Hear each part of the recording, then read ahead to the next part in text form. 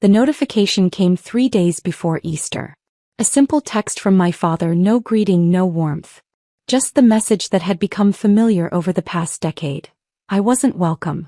I stared at my phone in my chambers, the mahogany desk reflecting the afternoon light filtering through the tall windows. Outside, Washington, D.C. bustled with its usual organized chaos. Inside, I felt the old familiar sting of dismissal, though by now it had dulled to a distant ache. My father had perfected the art of excluding me while making it sound reasonable. This time, the excuse was my cousin Sarah's new husband, Marcus Whitmore. A federal judge, Dad had emphasized in previous calls. Important. Connected. Someone whose presence elevated the family's standing. And my presence apparently would diminish it. I set the phone down and returned to the brief I'd been reviewing. United States versus Riverside Development Corporation. A complex federal fraud case involving healthcare contracts. The kind of case that required precision, patience, and an understanding of both criminal and administrative law. The kind of case I'd been appointed to handle because of my reputation for fairness and my expertise in federal contracting law. But my father didn't know that. None of my family did. To them, I was still Lauren, the daughter who'd wasted her potential by working for the government instead of joining a prestigious law firm. The one who'd chosen public service over profit, principle over prestige. The family embarrassment who drove a modest car, lived in a small townhouse and wore conservative suits instead of designer labels. They had no idea that 10 years ago at 32, I'd been confirmed as a United States District Court judge for the District of Columbia. One of the youngest federal judges appointed in the past 2 decades. I hadn't hidden it exactly. I'd invited them to my confirmation hearing. My father had declined, citing a golf tournament. My mother had prior commitments. My sister Jessica came but left early, unimpressed by what she called government pageantry. Only my late grandmother had attended, sitting in the gallery with tears of pride streaming down her face. After that, I stopped trying to share my life with them. When they asked about work, I said cases and paperwork. When they dismissed my career as pushing papers for bureaucrats, I simply nodded. When my father introduced me at family gatherings as Lauren, she works for the courts, emphasizing it like an apology, I smiled politely. I wasn't hiding. I was watching. Every dismissive comment, every casual exclusion, every assumption that I'd failed because I hadn't followed their narrow definition of success. I observed it all. Not with bitterness, but with the same analytical eye I brought to the bench. My career had taught me patience. In federal court, you don't rush to judgment. You gather evidence. You listen to all sides. You wait for the full picture to emerge before making your ruling. So I waited. The text about Easter was just the latest in a pattern that had repeated throughout my adult life. Family weddings where I wasn't asked to be in the wedding party. Holiday gatherings where my achievements went unmentioned while my sister's corporate success was celebrated. Conversations where my opinions on legal matters were dismissed in favor of my brother-in-law's. He was a personal injury attorney whose largest case had been a slip-and-fall settlement. Last Thanksgiving, my father had actually interrupted me mid-sentence to ask my cousin's fiancé, Marcus, about a Supreme Court decision. Marcus had given a superficial answer pulled from cable news commentary. I could have explained the actual constitutional implications, the circuit split that led to the case, the nuanced reasoning in the majority opinion. I'd said nothing. Just smiled and passed the cranberry sauce. That was when Dad had announced that Marcus and Sarah were getting married. Finally, he'd said, beaming, someone in this family is connected to real power. A federal judge.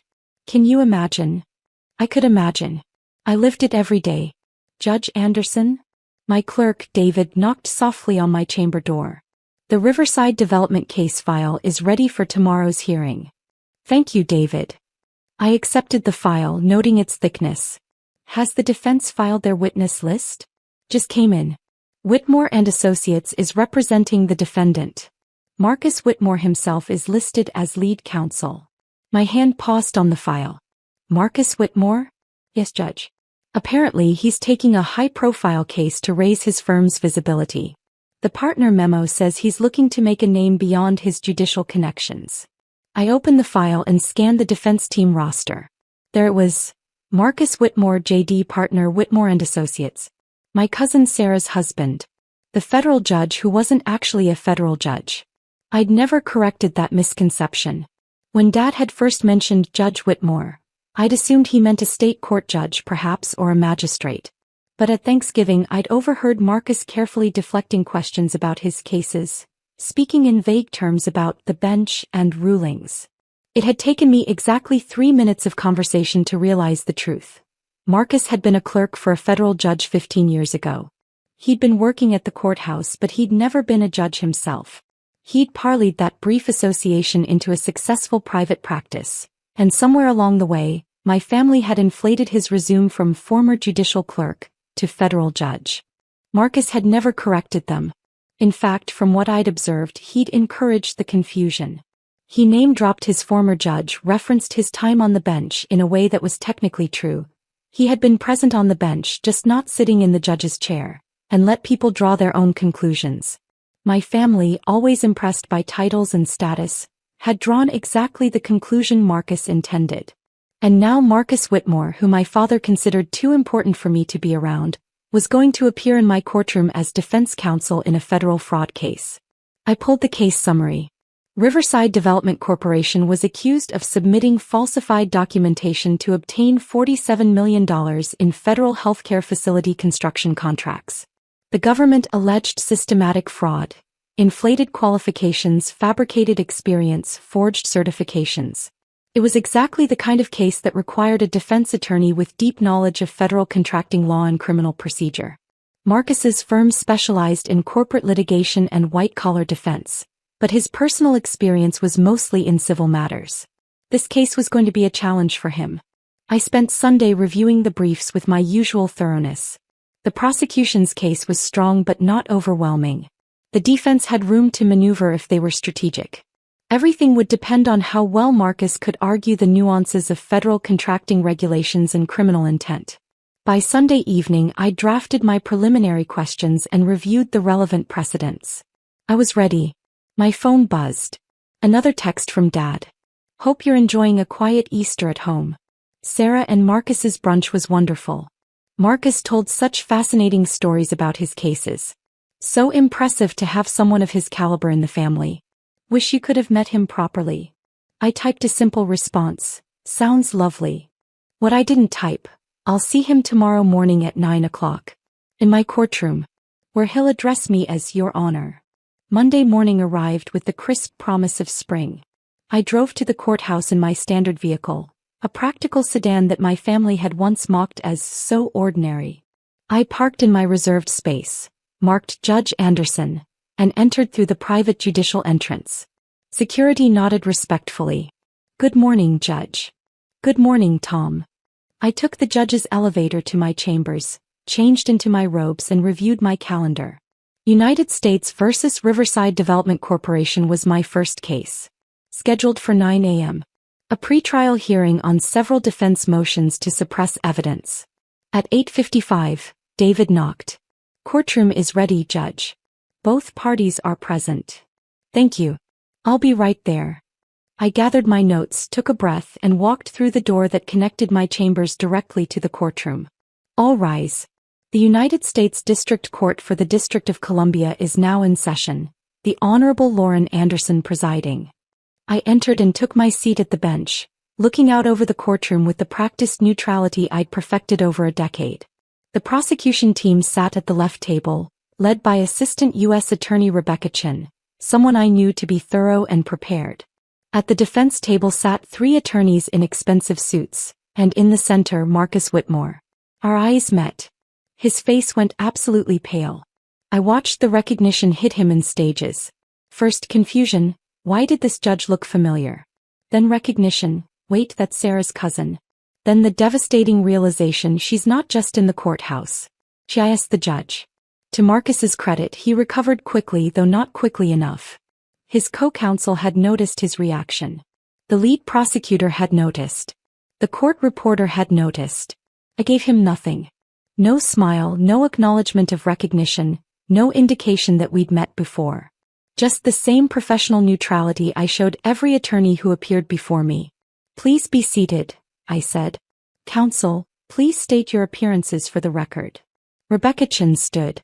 Rebecca Chin for the United States, Your Honor. Marcus stood. and I could see his hand trembling slightly as he gripped his notes. Marcus Whitmore for the defendant, Riverside Development Corporation, Your Honor. His voice caught slightly on Your Honor. Thank you, I said calmly. We're here for pretrial motions on the defense's motion to suppress evidence obtained during the initial investigation. Mr. Whitmore, you filed this motion. Please proceed with your argument. Marcus opened his mouth, closed it, and glanced down at his papers. When he looked back up, I could see sweat forming at his hairline. This was the moment every judge learns to navigate with care. Personal connections cannot influence judicial decisions. The fact that Marcus was married to my cousin, the fact that my family valued him more than they valued me, the fact that he'd built a reputation on a title he'd never actually held. None of that could matter. What mattered was the law, the evidence, and the arguments presented. Marcus began his argument, and within 2 minutes, it was clear he was unprepared. He cited a case that had been overturned 3 years ago. He misstated the standard for suppression of evidence in federal criminal cases. He confused administrative law with criminal procedure. I let him finish, then asked a simple question. Counsel, you cited Patterson v. United States for the proposition that warrants require individualized probable cause for each document seized. Can you direct the court to that language in the opinion? Marcus fumbled with his papers. Your Honor, I believe it's in the majority opinion page. Patterson v. United States was overturned by the Supreme Court in Wilson v. Harris, I said evenly. 3 years ago. The current standard is established in Riverside. Interestingly, a case with the same name as your client, which held exactly the opposite. Were you aware of that? The courtroom went silent. Your Honor, it will need to supplement our brief. I would suggest you do so, I said. Additionally, your motion cites Federal Rule of Criminal Procedure 41E, which was amended in 2019. The version you're citing is no longer in effect. Ms. Chin, does the government wish to respond? Rebecca Chin stood, and I could see her fighting back a smile. Your Honor, the government believes the defense's motion is based on superseded law and should be denied as filed. However, if the court wishes to allow supplemental briefing, I'll allow it, I said. Mr. Whitmore, you have until Friday to file a supplemental brief addressing the current state of the law. Ms. Chin, you'll have until the following Wednesday to respond. We'll reconvene in 2 weeks.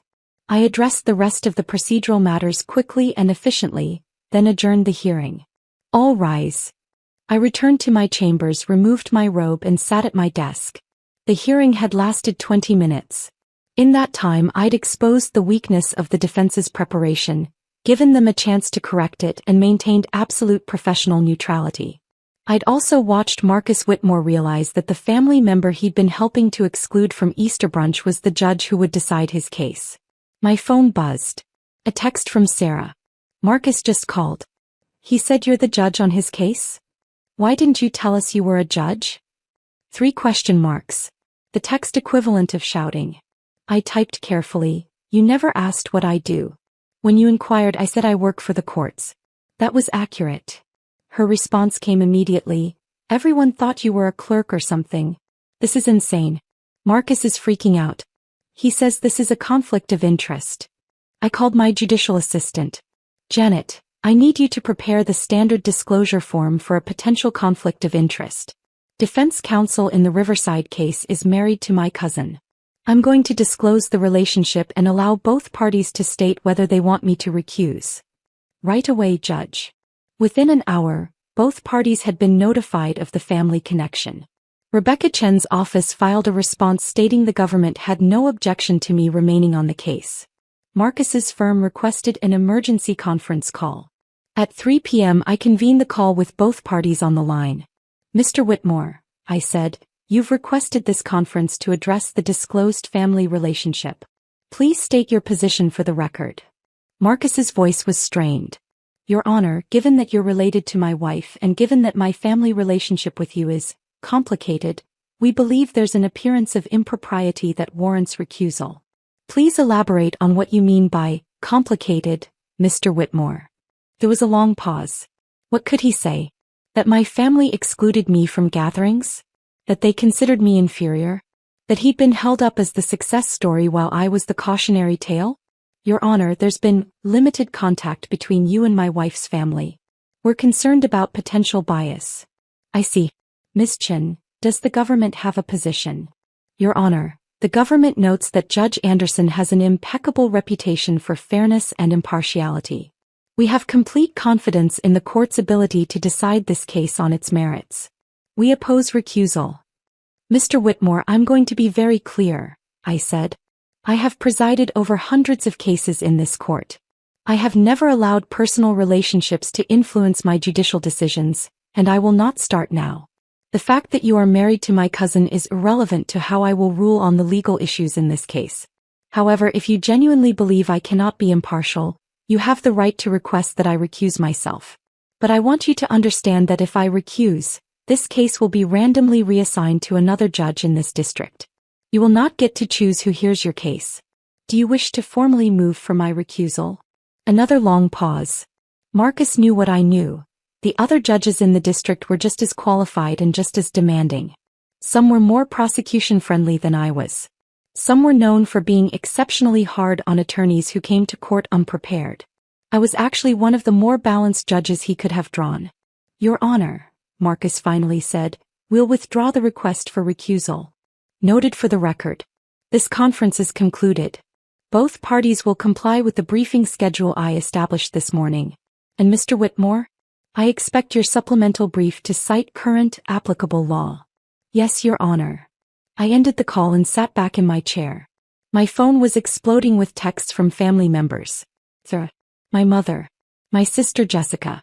Even my father. I ignored them all and finished reviewing the rest of my cases for the week. That evening my father called. I let it go to voicemail, then listened to the message. Lauren, this is your father. We need to talk about this situation with Marcus. He's extremely upset. You should have disclosed that you were a judge when you met him at Thanksgiving. This is very inappropriate. You're creating problems for the family. Call me back immediately. I deleted the message. Tuesday morning my mother called. I answered. Lauren Marie Anderson, what is going on? Hello, Mother. I'm well, thank you for asking. Don't be flippant. Marcus says you're a federal judge. Since when? Since my confirmation 10 years ago. You were invited to the ceremony. Wait. That government thing? I thought you were being sworn in as a clerk or something. A United States District Court judge, Mother. I sent you the formal announcement. It listed my title. Well, we didn't realize. That's not the point. The point is you're creating a conflict for Marcus. He's trying to make a name for himself and now you're presiding over his case? It looks like you're trying to sabotage him. I took a breath, maintaining the calm I'd learned to cultivate in the courtroom. Mother, Marcus is free to request that I recuse myself. I've already given him that option. He declined. Because the other judges might be worse. You need to recuse yourself anyway. Show some family loyalty. Family loyalty, I repeated softly. Like the family loyalty that excluded me from Easter brunch because my presence would be awkward around Marcus? Silence. Lauren, that was, your father thought. Mother, I have to go. I have oral arguments in 30 minutes. If you'd like to attend, the courtroom is open to the public. You're welcome to come watch what I do. I hung up before she could respond. The week continued. Marcus filed his supplemental brief on Friday. It was better than his original motion but still mediocre.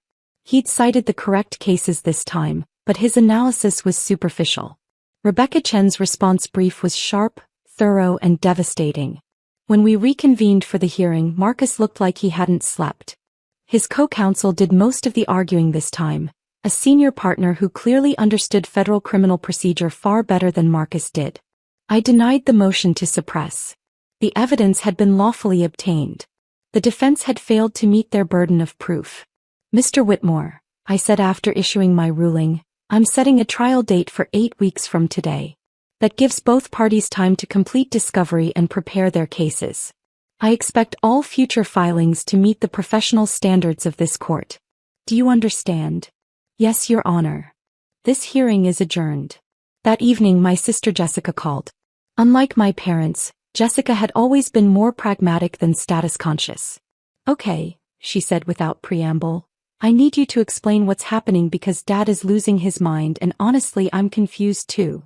What would you like to know? Are you actually a federal judge? Yes. Like a real one? Not a magistrate or a referee or something. A United States District Court judge. Article 3. Life tenure. Presidential appointment, Senate confirmation. Holy shit, Jessica breathed. When did this happen? 10 years ago. I was 32. And you just never mentioned it? I invited the family to my confirmation. Grandma was the only one who came. I heard her intake of breath. Oh my God. That ceremony where Grandma made us all promise to attend, but Dad said it was just some government paperwork thing. That ceremony. Lauren, I am so sorry. I thought we all thought. You thought I was a clerk. Or a secretary. Or just a government employee. I kept my voice gentle. It's fine, Jessica. I stopped correcting the assumptions years ago. It's not fine. We've been treating you like you're the family failure, I finished. I know. Meanwhile, you're one of the most powerful people in the federal judiciary, and we've been fawning over Marcus, who isn't even actually a judge. He was a clerk, I said. A good one from what I understand. He's built a successful practice. There's no shame in that. But he let us think. He did. And I let you keep thinking I was something less than I am. We both made choices about what to reveal and what to let people assume. Jessica was quiet for a moment. Are you going to destroy him in this trial? I'm going to be fair and impartial just as I am in every case. The law will be applied equally. Justice will be served based on the evidence and the arguments presented. Marcus will get the same consideration as any other attorney in my court. No more, no less. That's very judge-like of you. It's my job. Another pause. Dad wants you to recuse yourself. I know. I've offered Marcus that option twice now. He's declined both times. Because you're actually one of the fairer judges, aren't you? I'd like to think so. Lauren, I really am sorry. About Easter, about all of it. We should have paid more attention. We should have cared more about what you were actually doing instead of just assuming. Thank you, I said quietly. That means something. For what it's worth, I'd like to come watch the trial. If that's allowed. It's open to the public. You're welcome anytime. The trial began 6 weeks later. In that time, Marcus had clearly worked hard to prepare. He'd brought in 2 additional attorneys who specialized in federal criminal defense. They'd filed competent briefs, conducted thorough discovery, and prepared a reasonable defense strategy. But the government's case was strong. The evidence of fraud was extensive and well documented. Falsified certifications, fabricated experience, forged signatures. The paper trail was clear. The trial lasted 3 weeks. My courtroom was filled every day with the usual mix of law students, journalists covering federal cases, and interested observers. On the second day, I noticed my sister Jessica sitting in the gallery. She came back every day for the rest of the trial. On the 4th day, my mother appeared. She sat in the back, watching silently as I managed the complex proceedings, ruled on objections, instructed the jury, and maintained order in the courtroom. On the 8th day, my father came. I saw him enter during the afternoon session, taking a seat near the door. He watched as Marcus examined a witness, as Rebecca Chin cross-examined, as I sustained objections and overruled others based on the federal rules of evidence. He watched me work. The jury deliberated for 2 days before returning a verdict. Guilty on 17 of 19 counts. Riverside Development Corporation had systematically defrauded the federal government of $47 million. I thanked the jury for their service, set a sentencing date, and adjourned the trial. In my chambers afterward, I removed my robe and sat quietly for a moment. The case had been decided fairly. The law had been applied correctly. Justice had been served. Marcus had represented his client competently, but the evidence had been overwhelming. He'd done his job. I'd done mine. My phone showed 14 missed calls from family members. I called Jessica first. You were incredible, she said immediately. Lauren, I had no idea. The way you managed that courtroom, the way you explained complex legal concepts to the jury, the respect everyone showed you, I'm honestly in awe. Thank you for coming. I brought Mom on day 4. Did you see her? I did. She cried afterward. Not in court but in the car. She said she finally understood what Grandma had been trying to tell us. My throat tightened. Grandma knew. She tried to tell us. We didn't listen. Jessica paused. Dad came on day 8. I saw him. He hasn't said anything yet. I think he's processing. That's all right. He doesn't have to say anything. But the next morning my father called. I almost didn't answer, but something made me pick up. Lauren. His voice was rough. I watched the trial. The end of it, anyway. Yes, I saw you there. I had no idea what you do. I mean, I knew you worked at the court, but I didn't understand what that meant. I didn't understand who you are. I waited. We excluded you from Easter because we thought Marcus was more important. More successful. More worthy of respect. He cleared his throat. I was wrong. We were all wrong. Dad. Let me finish. Please. You've been a federal judge for 10 years. One of the youngest ever appointed. You've presided over hundreds of cases.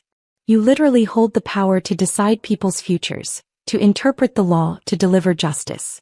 And we thought you were filing papers. I do file a lot of papers, I said gently. That part was true. Lauren, I'm sorry. I'm sorry we didn't come to your confirmation. I'm sorry we didn't ask more about your work. I'm sorry we valued a title over actually knowing who you are and what you've accomplished. I'm sorry we missed 10 years of being proud of you. I felt tears prick my eyes. Thank you. Your mother and I would like to take you to dinner. To celebrate. To listen. To finally learn about your life.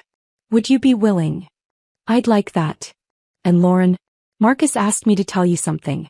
He said to tell you that you were the fairest judge he's ever practiced before, and if he ever has another federal case, he hopes he draws your court. I smiled. That's kind of him. He also said to tell you that he's sorry for letting us believe he was a judge. He said you could have embarrassed him in open court, called out the misrepresentation, made him look foolish. But you didn't. You just treated him like any other attorney and judged his work on its merits. That's my job. No, my father said quietly. That's who you are. And we should have known that all along. 2 weeks later I had dinner with my parents. Jessica came too, and to my surprise so did Marcus and Sarah. We sat in a private room at a restaurant near Capitol Hill. For the first time in a decade my family asked me questions about my work. What cases had been most challenging? What was the confirmation process like? What made me want to become a judge? I told them about my love for the law, my commitment to justice, my belief that the courts should be a place where everyone, rich or poor, powerful or powerless, receives equal treatment. Marcus listened quietly, then said, I owe you an apology, Lauren. I let your family believe I was a federal judge when I was only a former clerk. I was embarrassed to correct them, and then it seemed too late. But watching you work, seeing what an actual federal judge does, the responsibility and the integrity it requires, I'm ashamed I let the confusion persist. You built a successful career, I said. That's nothing to be ashamed of. But I built part of it on a misrepresentation. You built yours on merit, on dedication, on excellence. There's a difference. Sarah took his hand. We both apologize. Marcus for the false impression, and me for not caring enough to learn what you actually do. I forgive you, I said simply. Both of you. My father raised his glass. To Lauren. To the daughter we failed to see clearly. To the judge who showed us what real success looks like. And to family, which should mean supporting each other, not competing for status. We clinked glasses. Over dessert my mother said quietly, Your grandmother would be so proud of you. She was, I said. She told me so at my confirmation. She said I was doing exactly what I was meant to do. She tried to tell us, my mother admitted. She kept saying Lauren is a federal judge. Do you understand what that means? But we thought she was just being, you know how she exaggerated sometimes. She wasn't exaggerating. No, my mother said. She wasn't. 3 months later I was invited to Easter brunch. This time the invitation came with a note from Sarah. Please come. We want to celebrate you properly this time. I attended. My father introduced me to the extended family as my daughter Lauren, a United States District Court judge. He said it with unmistakable pride. An uncle I barely knew approached me. A federal judge? That's incredible. What made you choose that path? I smiled. I wanted to serve justice. To make sure everyone who enters a courtroom gets a fair hearing, regardless of who they are or what they've done. That's beautiful, he said. We should talk more about your work. I'd love to hear about your cases. I'd be happy to share, I said, though I can't discuss pending matters. Of course. My cousin brought her children over to meet me. Kids, this is your cousin Lauren. She's a judge. Do you know what that means? The youngest, maybe 6 years old, looked up at me with wide eyes. Do you have a hammer? I laughed. A gavel, yes. Would you like to visit my courtroom someday? His eyes got even wider. Really? I'll arrange a tour. Later Marcus found me on the patio. Thank you for coming. Thank you for inviting me. I mean it. After everything, after the trial, after all of it. You could have held a grudge. You could have excluded us the way we excluded you. That's not who I am, I said. I learned a long time ago that revenge doesn't serve justice. Understanding does. Forgiveness does. Moving forward does. You're a better person than I am. I'm just someone who learned to see the bigger picture. We all make mistakes, Marcus. We all let assumptions guide us. What matters is what we do when we realize we were wrong. He nodded. For what it's worth, you were right about the Riverside case. We lost on the merits. The evidence was solid. You gave us every opportunity to present our defense and we couldn't overcome the facts. That's the system working as it should. And you are, without question, the best judge I've ever practiced before. I smiled.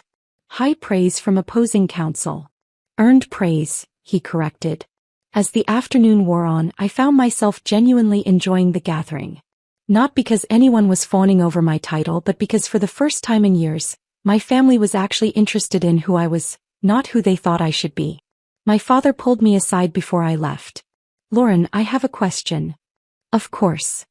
That text I sent you before Easter last year.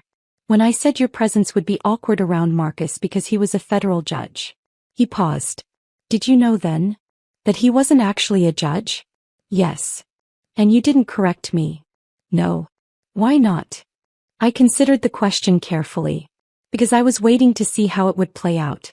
I'd spent years watching our family value titles over character, positions over principles, status over substance. I wanted to see if that pattern would continue. If given a choice between supporting me and celebrating someone with an impressive title, which would you choose? He winced. We chose wrong. You chose what you'd been conditioned to value. But Dad, here's the thing. I didn't need you to choose me to validate my worth. My work validates itself. The law I interpret, the justice I serve, the fairness I maintain in my courtroom, that's my validation. Your approval is a gift, not a requirement. When did you become so wise? Probably around the same time I realized that being excluded from family gatherings didn't diminish my value.